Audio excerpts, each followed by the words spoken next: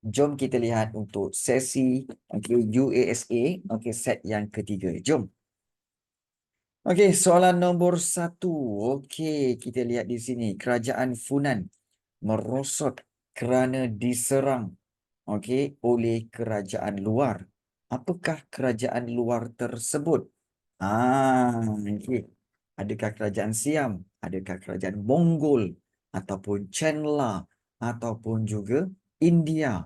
Mana satu ni? Nombor 1. Jawapannya, first impression anda. First impression anda. Yang mana satu? A, B, C, D. Tulis je. A, B, C atau D. Yang mana satu? Boleh ke? Soal semua senyap je ni. Sonyap je. Jap. Korang boleh dengar tak suara cikgu ni? Boleh, jap.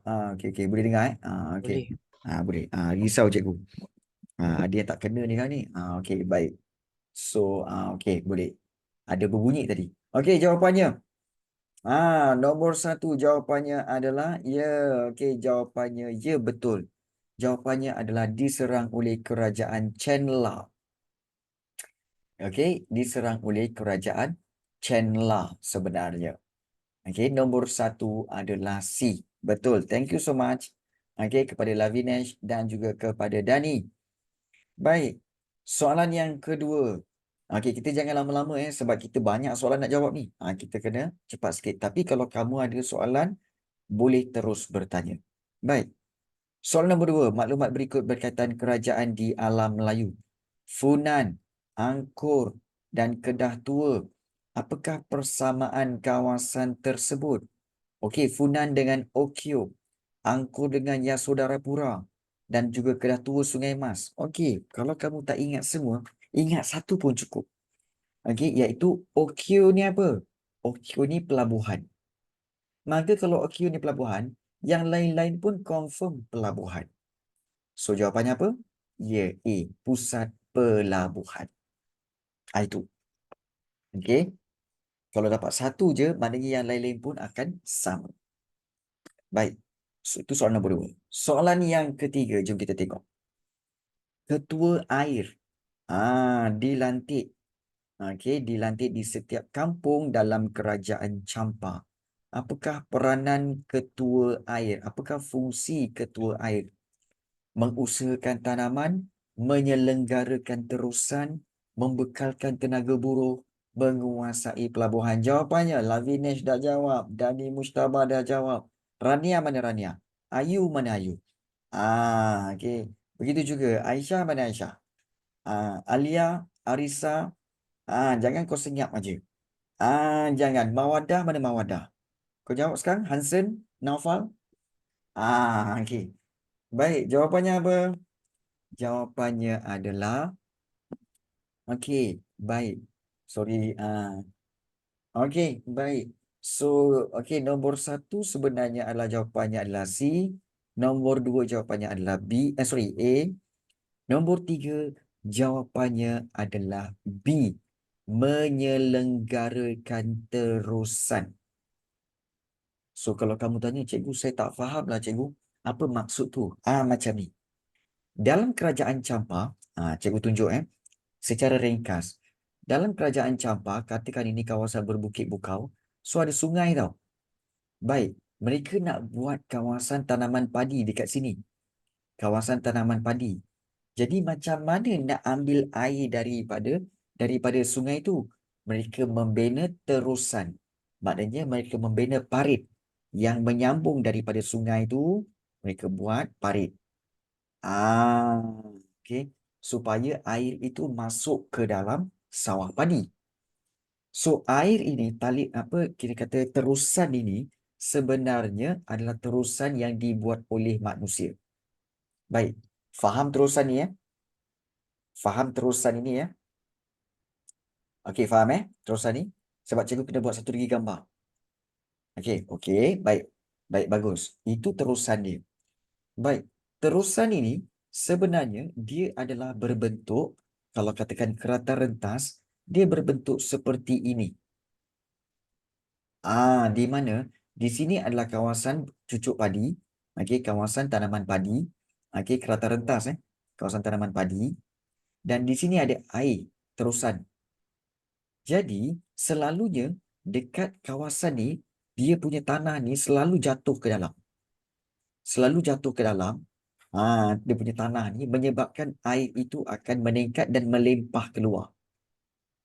Jadi, mereka melantik seorang ketua untuk apa? Untuk make sure supaya tanah itu sentiasa tinggi. Sentiasa tinggi. Supaya air itu tidak melimpah.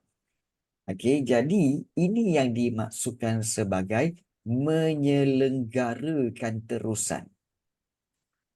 Supaya tanah itu tidak jatuh ke dalam terusan itu dan air itu akan naik dan melimpah masuk ke dalam sawah padi dan banjir. Kalau banjir, sawah padi mati Kalau banjir terlalu banyak, dia akan mati. Jadi, dia kena make sure tanah-tanah ini, dia punya tebing itu, daik itu sentiasa tinggi supaya air itu tidak melimpah. Itu yang dimaksudkan menyelenggarakan terusan. Faham? Faham Siapa yang buat ni? Ketua air. Dekat mana cikgu? Campak. Faham? Faham ke tak faham ni? Faham? Kamu kan? Semua macam jangan ganga. Okey? Baik. Baik, faham ya Rania? Right. So, kita lihat soalan yang keempat. Okey, kerajaan Champa terkenal dengan bidang pembuatan. Apakah perusahaan tersebut? Garam, cuka kelapa, barang perhiasan ataupun pembungkusan daging?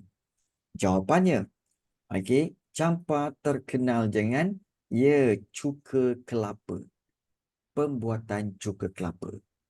Kalau garam, kalau pembungkusan daging, ini adalah kerajaan Majapahit. Kerajaan Majapahit. Ini yang kamu kena, yang kena ingatkan.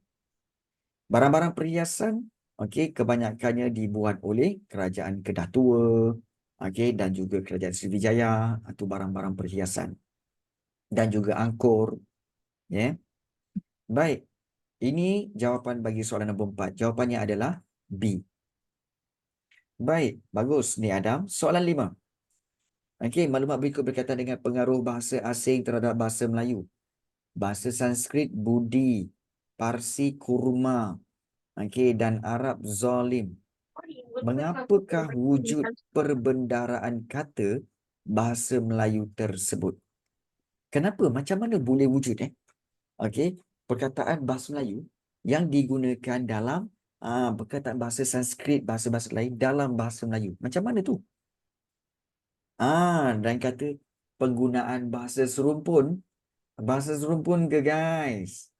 Sanskrit ni sama-sama Asia Tenggara ke?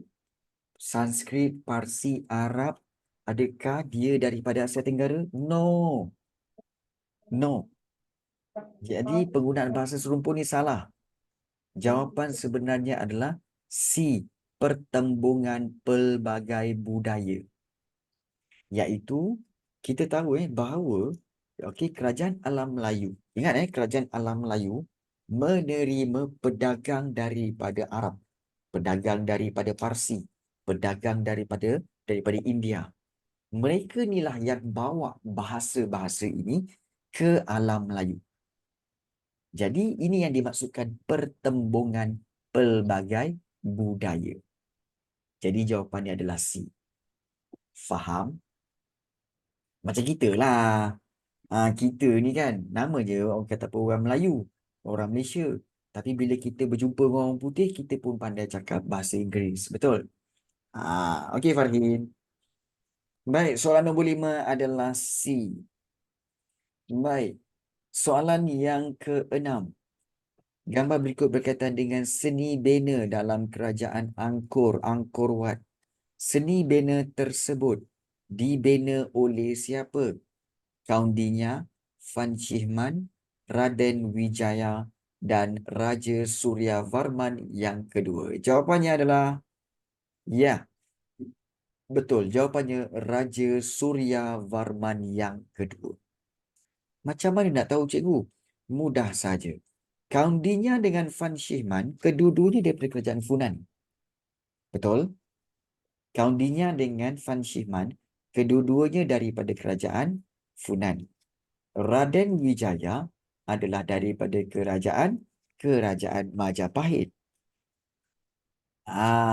Jadi sudah pasti yang betul adalah Raja Suryavarman yang kedua. Baik, dapat Bagus. Soalan 7. Hayam Wuruk telah menyatukan aliran dalam agama Hindu dan Buddha dikenali sebagai Tripaksa. Apakah kerajaan yang melakukan penyatuan tersebut? Hayam Wuruk. Kerajaan apa Hayam Wuruk? Hayam Wuruk kerajaan apa? Kerajaan apa guys? Kerajaan Majapahit. Bila kerajaan Majapahit, jawapannya apa? Jawapannya adalah B. Kerajaan Majapahit. Faham? Bagus. Ingat nama-nama yang terkenal. Kenapa Rani? Nama-nama yang terkenal ni, kamu kena letakkan dalam satu kategori sebenarnya. Nama-nama tokoh-tokoh ni. Contohnya, kalau katakan Funan, kamu kena letakkan kat bawah tu. Apa nama dia? Iaitu contohnya Kaundinya, kemudian Van Shihman, Van Shihman. Kemudian kamu kena letak juga contohnya kerajaan Majapahit. Antara dia punya tokoh-tokoh dia adalah seperti Raden Wijaya. Wijaya. Kemudian Hayam Wuruk. Kemudian juga jangan lupa Patih Gajah Mada. Macam tu. Supaya kamu tahu, okey, tokoh-tokoh itu daripada kerajaan mana. Baru kamu boleh faham. Okey? Baru kamu boleh faham dan ingat. Okey. Baik. Soalan nombor 7 adalah B. Soalan nombor 8. Rania, kenapa wow Rania? Okey. Soalan yang ke-8. Sistem pemerintahan kerajaan alam Melayu berasaskan sistem raja. Bagaimana pemilihan raja di kerajaan tersebut? Penggiliran, suara majoriti, berasaskan keturunan dan pengesahan pembesar. Jawapannya, first impression anda. Cikgu nak kamu guna teknik first impression dan tuliskan jawapannya. First impression kamu apa? Bila sekali baca pilihan jawapan kan, oh, jawapan dia ini. Apa jawapan dia? Guys. Apa jawapan dia? Cepat. Ah, adakah A? Okey, lain. Sebab satu cikgu jawab ikut nama je. Ya, betul. Jawab ikut nama je. Ya. Khalif Umar di salah. Okey. Ingat. C ya. Baik. Ingat kerajaan alam Melayu bayangkan sebelum Kesultanan Melayu Melaka. Sistem beraja ni kuasa mutlak. Dia mesti berasaskan keturunan. Maknanya keturunan raja sahaja yang layak menjadi raja. Itu satu. Dan yang kedua, iaitu disahkan oleh pembesar 3 dan 4D. Maknanya, maknanya pembesar pun akui. Pembesar tu siapa cikgu? Antara tokoh pembesar tu adalah seperti golongan apa? Iaitu golongan golongan Brahmin. Betul? Kan ada golongan Brahmin kan? Golongan Brahmin ni sebenarnya pembesar. Dalam buku teks, dia kata golongan Brahmin yang akan mengesahkan seseorang raja tu. Brahmin tu siapa? Pembesar lah. Jadi jawapannya adalah D, 3 dan 4. Suara majoriti tak ada Belum wujud lagi. Ya. Baik. So nombor 8 adalah D. Kalau kamu tak faham, tanya tahu. Jangan korang diam je. Cikgu tahu korang banyak dah lupa. Cikgu tahu korang banyak dah lupa. Ah, okey. Baik, soalan 9. Jadual berikut berkaitan dengan perkembangan hukum kanun Melaka. Okey, Sultan Muzaffar Shah, okey, 1446, 1456 ditulis, dan X, okey, 1489 hingga 1511 disusun semula. X ialah siapa? Okey, iaitu Sultan apa? Okey. Cikgu, mana saya tahu cikgu siapa yang tulis? Sebenarnya senang saja. Iaitu, cuba tengok tahun. Tengok tahun ni. 1511. Apa yang kamu tahu tentang 1511? 1511 ialah tahun okey, Portugis menyerang Melaka. Betul? Dan pada tahun itu, siapa Sultan Melaka pada waktu itu? Siapa Sultan Melaka pada waktu last kali tu? Jawab soalan cikgu. Mahmud Shah. Sultan? Mahmud Shah. Ya, Sultan Melaka pada waktu ini Sultan yang terakhir ialah Sultan Mahmud Shah. Kan senang tu. Nampak tak? Jadi, kita tengok tahu pun kita tahu. Oh, ini Sultan Mahmud Shah sebab dia Sultan terakhir. Dia Sultan terakhir. Jadi, ini memudahkan kamu untuk faham. You see? So, tak semestinya kamu kena ingat, hukum kanun Melaka, hukum kanun Melaka, siapa yang. Tengok tahun. Tengok tahun. Nampak tak? Itu antara tips macam mana nak mencari jawapan. Ya. Okey, Alia. Faham ya, Alia? Cara macam mana nak jawab tu, Baik, bagus.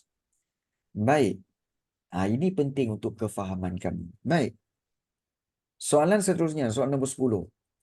Okey, senarai berikut berkaitan dengan pengurniaan barangan dari China kepada Sultan Melaka. Payung kuning, cap mohor, sepersalinan pakaian. Apakah kesan pengurniaan barangan tersebut terhadap Melaka? Apa kesan dia? Ini senang. Ya, jawapannya. Mengatasi perebutan kuasa, mendapat perlindungan China, memajukan sistem ketenteraan, meningkatkan kerjasama ekonomi. Alamak, ini senang je. First impression anda. First impression anda.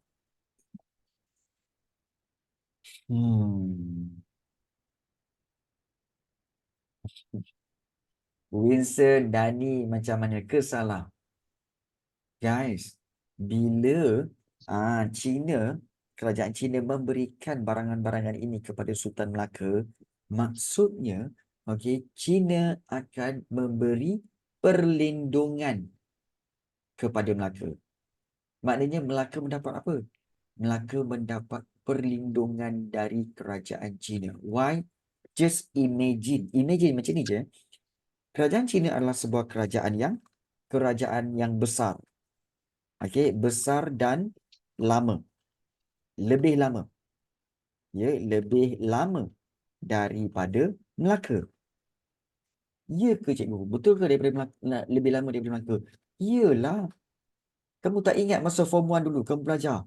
Dia bermula kerajaan Cina sejak bila? Sejak tamadun Huang He lagi. Tak ingat?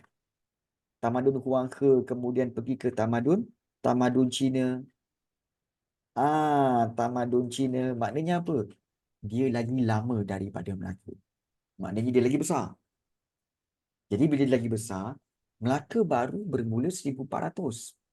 Maka Melaka perlu mendapat perlindungan daripada kerajaan besar, iaitu kerajaan China. Faham tak ni? Faham jadi baru kamu dapat logik. China lagi kuat, lagi besar. Dah lama pula tu, kan? Itu cara memahami situasi dan kerajaan-kerajaan. Alright. Soalan seterusnya. Kita pergi kepada soalan seterusnya. Okey, iaitu soalan 11. Mengapakah Kesultanan Johor Riau mencapai kegemilangan pada abad ke-16 dan ke-17? Pengislaman pembesar, kemajuan perdagangan, kebijaksanaan pemerintah dan perlindungan daripada Siam. Alamak, soalan ini senanglah. Baik. First impression. Jawapan kamu apa? First impression jawapan kamu apa? Okey. Baik. Bagus, Khalif Umar. Terbaik. Lain? Lain first impression. Lavinesh. Lain? Ayu mana Ayu? Daripada tadi tak menjawab. Ayu, kau jawab je sekarang. Jawab sekarang. Okey. Alison, Arisa, apa jawapan dia? Cakap Jawapan kata lah kata dikit. jangan macam-macam ni. Okey, baik. Jawapannya adalah ya, 2 dan 3. Kemajuan perdagangan, kebijaksanaan pemerintah. So jawapannya C, 2 dan 3. Okey. So 11 adalah C. Bagus. First impression kamu. 12. Pedagang Jawa menjadikan Johor sebagai pelabuhan pilihan kerana apa? Mudah memperoleh sumber makanan, bentuk muka bumi berbukit bukau, terlindung daripada tiupan angin monsun, tidak berminat berdagang dengan Portugis. So, mana satu jawapannya, guys? Baik. Cikgu, mungkin kamu kata, cikgu, saya first impression saya tak boleh lah, cikgu. Tak ingat lah, cikgu. Kalau kamu tak boleh guna first impression, guna teknik tembak. Macam mana nak tembak, cikgu? Macam mana cikgu bagi tahu? Tembak ni mesti buang 2 pilihan jawapan yang salah. Contoh, kita tengok pedagang Jawa menjadikan Johor sebagai pelabuhan pilihan kerana mudah memperoleh sumber makanan. Ya ke?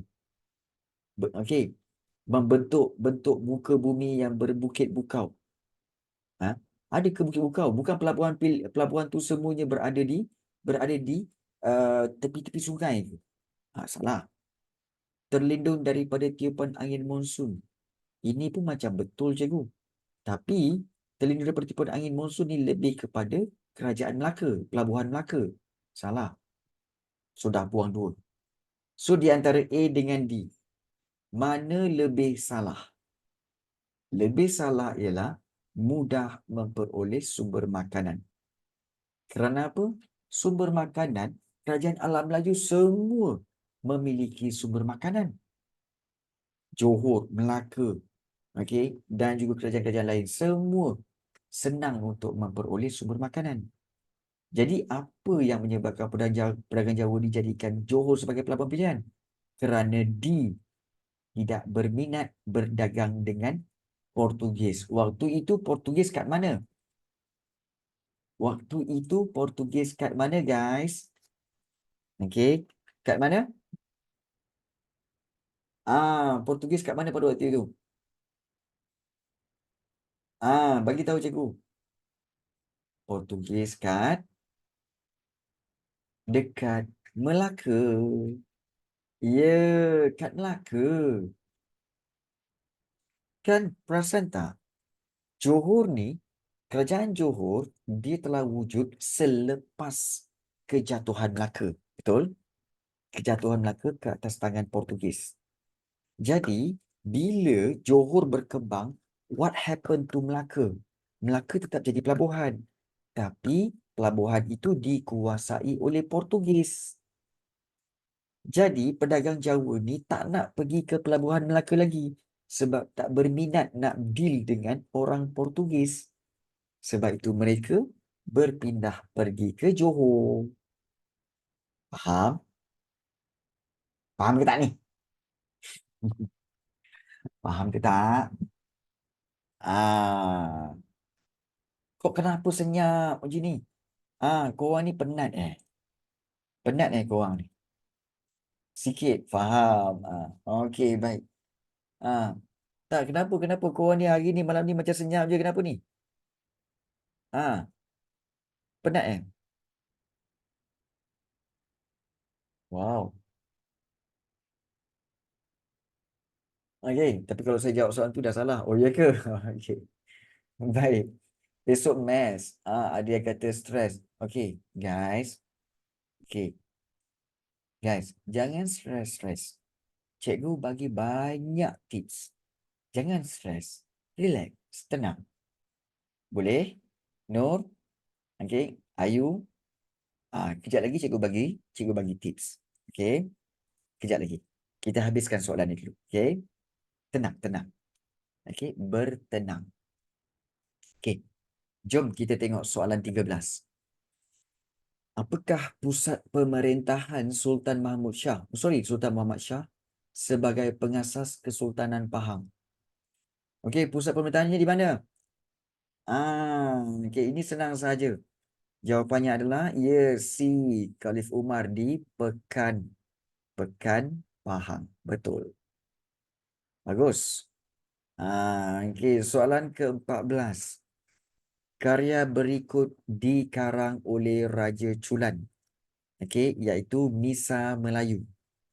Baik, apakah isi kandungan karya tersebut? Adakah penyebaran agama Islam, kaedah perubatan tradisional, sastra rakyat orang Melayu, atau sejarah Kesultanan Perak? Jawapannya, cikgu, saya tak ada idea lah cikgu.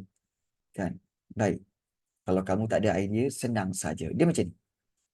Baik, bila soalan 12, pedagang Jawa menjadikan Johor, ini bab berapa? Sebagai pelabuhan, ini bab berapa?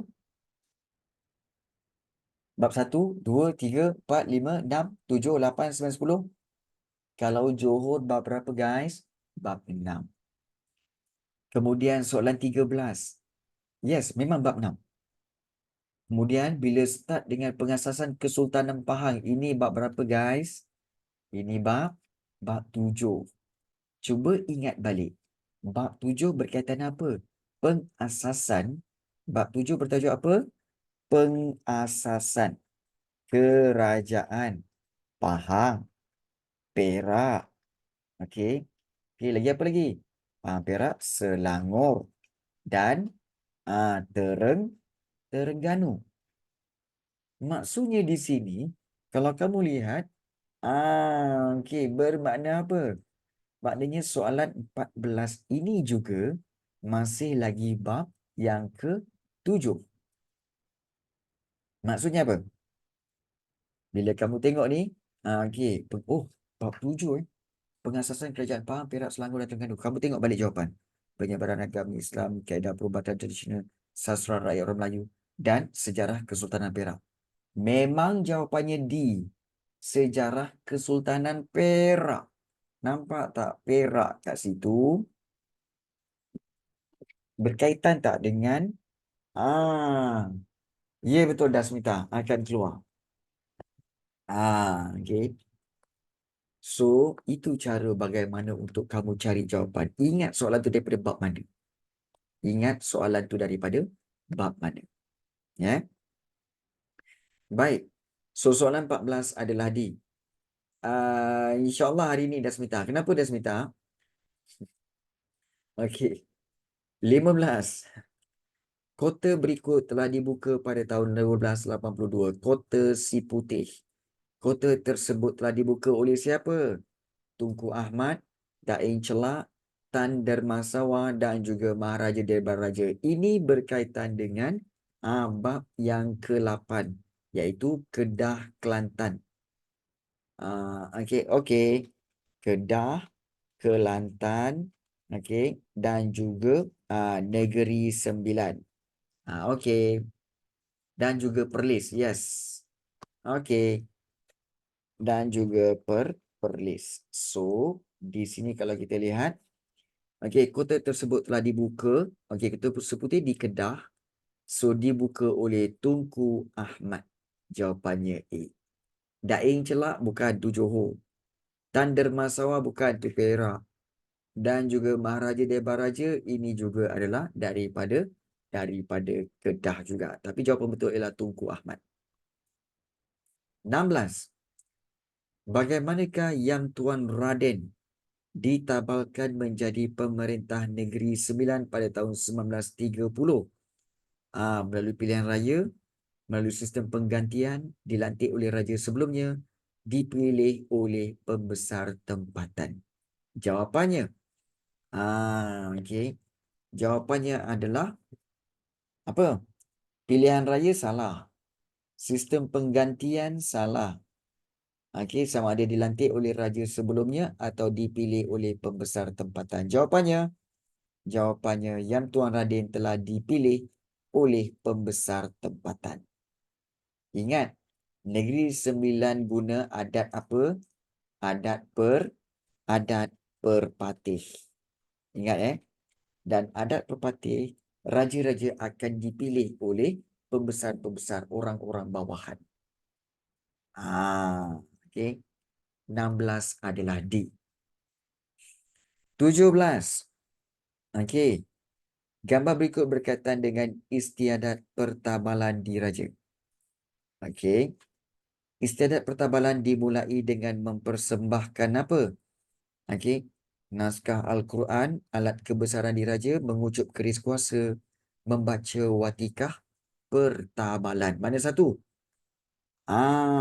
Jawapannya mempersembahkan, membaca watika pertabalan tu betul, dan juga naskah Al-Quran. Ya, jawapannya B sebenarnya. Mengucup keris kuasa tu selepas itu. Mengucup maknanya mencium keris kuasa itu berlaku selepas itu semua. Jadi 17 adalah iaitu B. Okey. Baik. Kemudian 18. Pelaksanaan hukuman adat perpatih di Negeri Sembilan adalah bersifat pemulihan. Mengapa hukuman tersebut dilaksanakan? Maknanya mengapa hukuman bersifat pemulihan ini dilaksanakan? Nak memudahkan proses hukuman, mengutamakan perasaan pesalah, mengambil kira kepentingan pesalah untuk mengubah sikap pesalah ke arah kebaikan. Jawapannya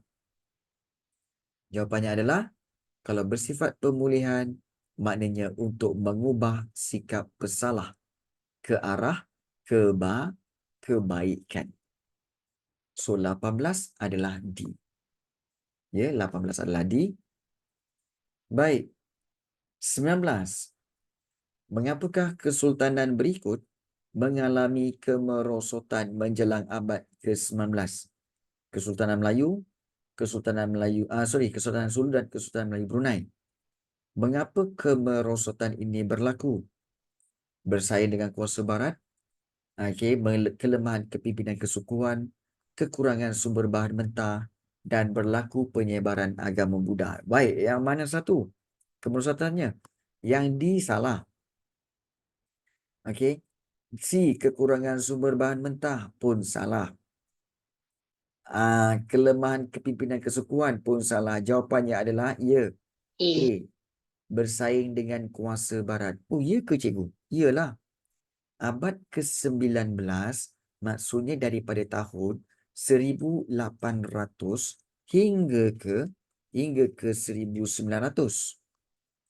Kalau abad 1800, kamu tahu tak bahawa 1841 James Brooke telah pun sampai di Sarawak.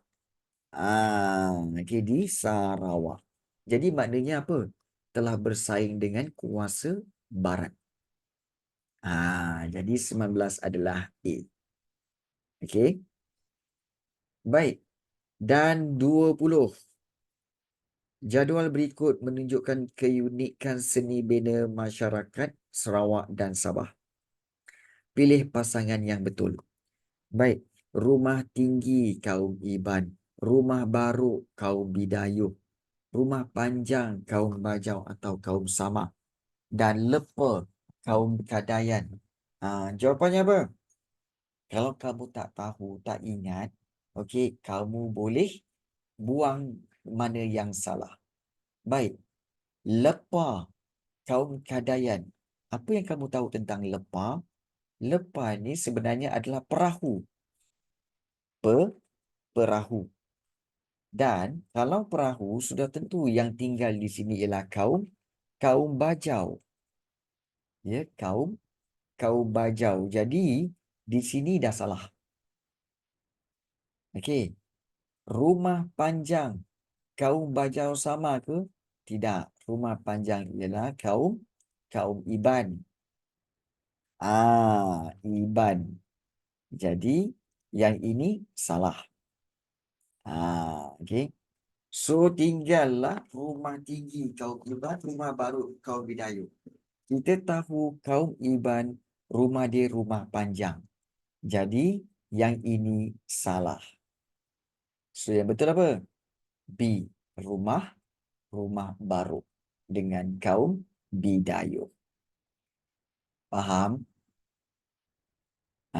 Okey. Baik. Habis soalan bahagian objektif. Baik. Cikgu tak nak panjangkan kepada bahagian B dan juga bahagian C. Cuma cikgu nak memberi